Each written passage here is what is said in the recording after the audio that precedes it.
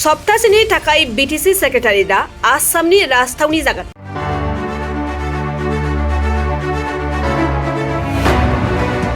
क'क्राझारनि बिटिसि सेक्रेटारियेटनिफ्राय आसामखौ माखासे सान सालायगोन।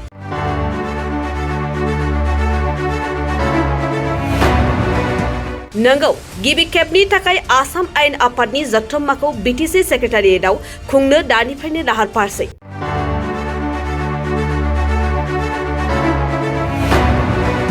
तेजपुरनि बायजोआव गिबि खेब खुंनो थांखिजों बे समाव बिटिसिनि सेक्रेटारियेटआव सौफैदों आयेन आफादनि बुंथिगिरि बिस्वजित दैमारिया।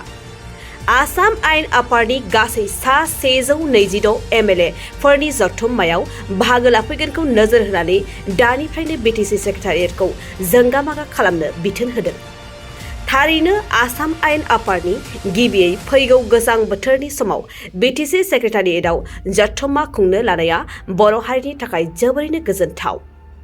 दिनै बे नोजोरजों आसाम आयेन आफादनि बुंथिगिरि बिस्वजित दैमारिया बिटिसि सेक्रेटारियेटआव सौफैनानै नायगिदिंफैदों।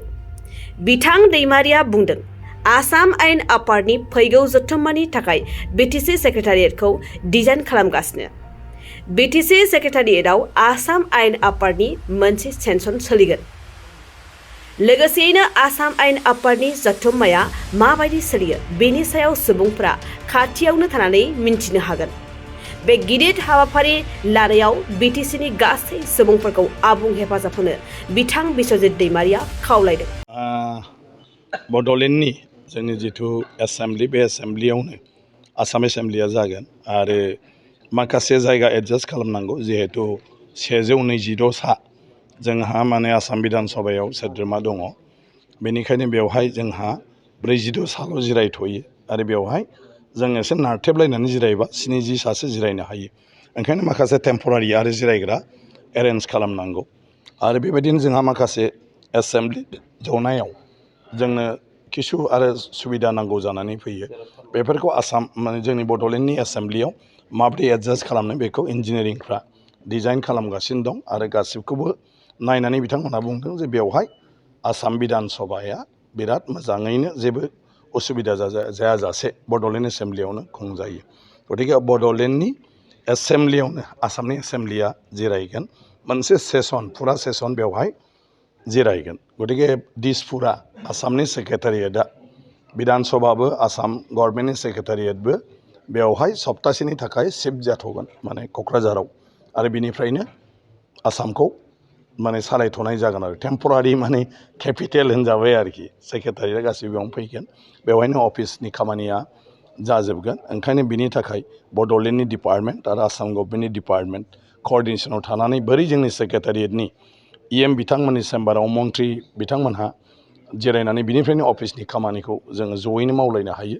बेफोरखौ दा मेकानिजम दिहुनगासिनो दङ आरो थानाय मानाय बेफोरबो बानायगासिनो दङ। जेसेबां गेस्ट हाउस बेयावनो थागोन गासिबो आरो जोङो क'क्राझाराव बेक्तिगत न'खरफोरखौबो जोङो खावलायनो नागिरदों जे गावबा गावनि न'आव बिथांमोनहाबो साफा सानै MLA खौ जुदि रुम दङब्ला जों लाखिनो हायो नामा माने सानबानि थाखाय बा सप्तासेनि थाखाय जिखिनि सेसन जायो आरो बेबायदि जुदि जों एकमडेट खालामनो हायो आरो जोंहा बहुद खमायगोन। जोंहा गासै हान्जाहानो बेवहाय MCLA फोर दं फ्रायानो बे MCLA बिथांमोनहाबो 40 जन MCLA ना 46 MCLA जुदि सासे लायो अब्ला जोंहा 42 जन MLA नि एकमडेसनखौ जोङो साननांगौ गैया।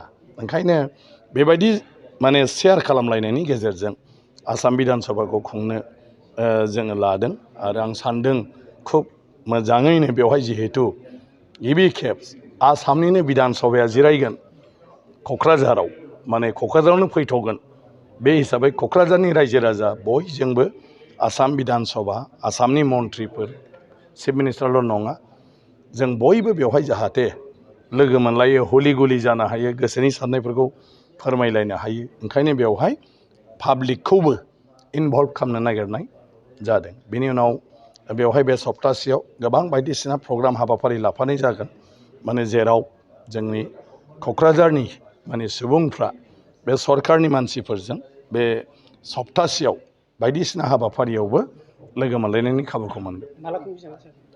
गोजां बोथोरनि सेसनखौ टारगेट लादों खारन बेवहाय एसे खामानि दं आरो जों सानदों बेखिनि खामानिया जोंनि बे सेसनाव हास्लाबा आरो अखा बांखाबो ओंखायनो जुलाइ आगस्टनि सेसनाव नङा नभेम्बर डिसेम्बरनि जिथु सेसन बे सेसन माने गोजां बोथोरनि जिथु सेसन बे सेसनखौ बेवहाय खालामनो थाखाय साननाय जादों आपातत।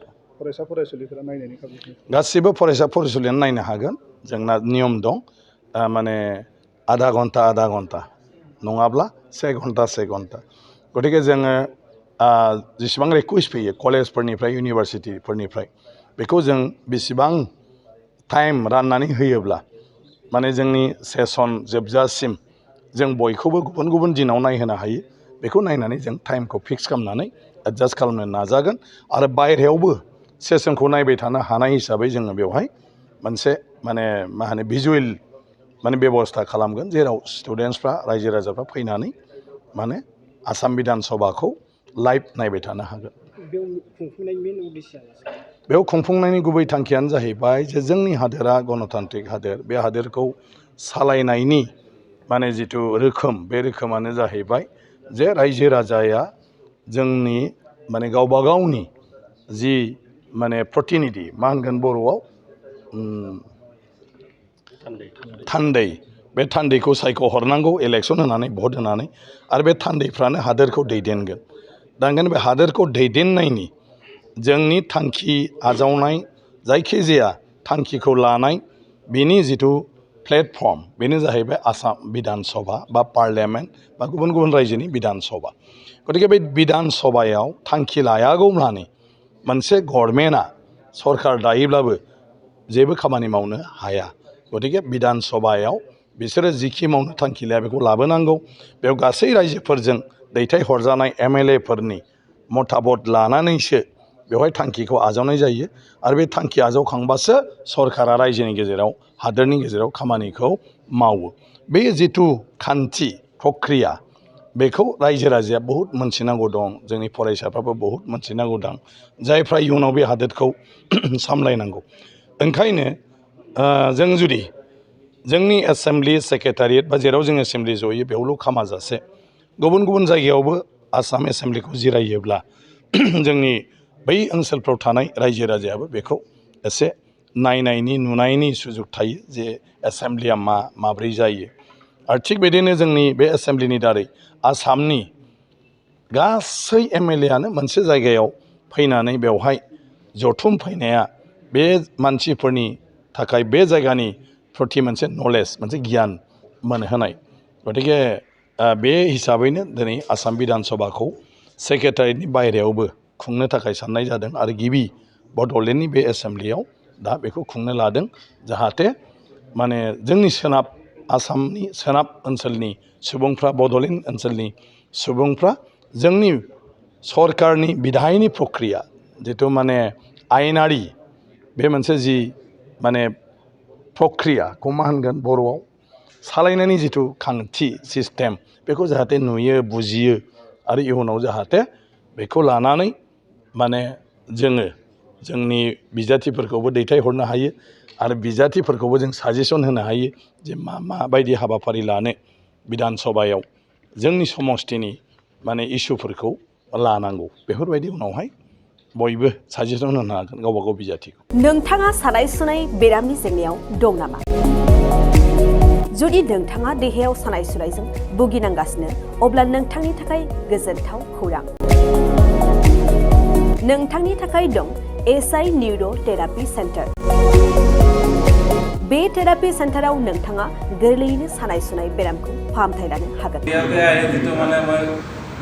ট্ৰিটমেণ্ট পাইছোঁ লগে লগে মোৰ মানে শৰীৰটো মানে একদম ফ্ৰী হৈ গৈছে। খোজ কঢ়াত খুব অসুবিধা আছিলে চাইডটো মোৰ একেবাৰে মানে বহুত বেয়া আছিলে মানে খোজকাঢ়িব মানে ভালকৈ পৰা নাছিলোঁ ইয়াত মোটামুটি 3 দিন আহিয়ে মই ভালকৈ খোজকাঢ়িব পৰা হৈছোঁ। सिं सानाय आफादावरि सानाय मोदोम जरा सानाय आइजोफोरनि जेंना खर' सानाय बायदि बायदि बेरामखौ बे सेन्टाराव फाहामनाय जायो। SI निउर' थेरापि सेन्टारा चिरांनि बेंटल सापागुरियाव दं। बे सेन्टाराव थानानैबो फाहामथाय लानो हानायनि सुबिदा दं।